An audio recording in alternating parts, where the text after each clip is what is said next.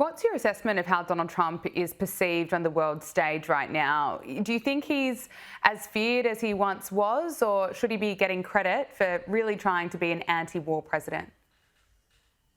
He made one major tactical blunder, an immense tactical blunder. He fell into the trap of believing that he started no wars. I mean, obviously, he looked back at his presidency and people said to him, no wars started under you. And Trump took this view of, looked at himself and thought, yeah, I'm a peacenik. I should be up there for the Nobel Peace Prize. So he basically said to the world he was surrendering American military power in the name of peace. He wasn't going to be an aggressor, apart from Yemen, where no one's really watching.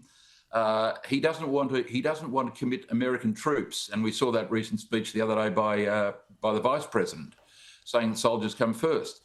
So Trump appears to have surrendered his military power. Army, Navy, Air Force, Marines, they've got the best weaponry in the world, the most advanced weapon in the world.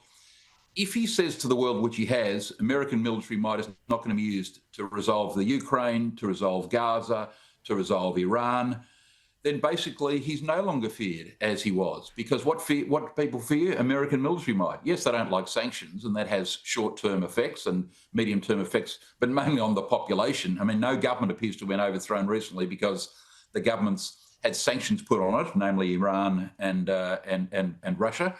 These governments tend to survive these sanctions in one way or the other. As I said, it's the public that pays the price. But in the end, if America surrenders its military power, no, Gab, it's not feared as it used to be. And that's one of the problems with Trump. He's negotiating now with one hand tied behind his back. Well, I'm sure he's still more feared than Joe Biden was, and I'm sure he's more feared no than doubt. Kamala Harris if she won the election. And that is who I have to ask you about, because the former Vice President has visited Australia. She spoke on stage at the 2025 Australasian Real Estate Conference on the Gold Coast over the weekend, and she is being slammed for delivering word salad after word salad. Here she is. You have the ability to understand the context in which you live, the context in which others live. You're more likely to then connect with them and understand what's important to them. The vast majority of human beings are very intelligent, regardless of their education level, regardless of where they're from, and intelligent enough to know whether when you are looking at them, you are looking at them with a level of respect. They will know that you are someone who is actually interested in their life and their reality and their fears and their dreams, or not.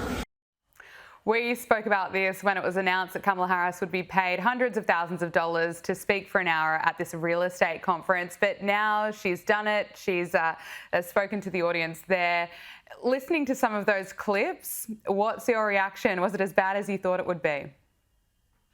I think it's worse. I mean, what vacuous babble that is, but that's what she's known for. I mean, let's be frank, she was a circus act at this conference. She wasn't there to enlighten the Australian property industry about payroll taxes, building costs, over-regulation, planning approvals, building approvals, the shortage of contractors, the price of materials, stamp duty, et cetera, et cetera. These are the things that are of real interest to real estate agents who were at that conference, thousands of them, and people in the building industry.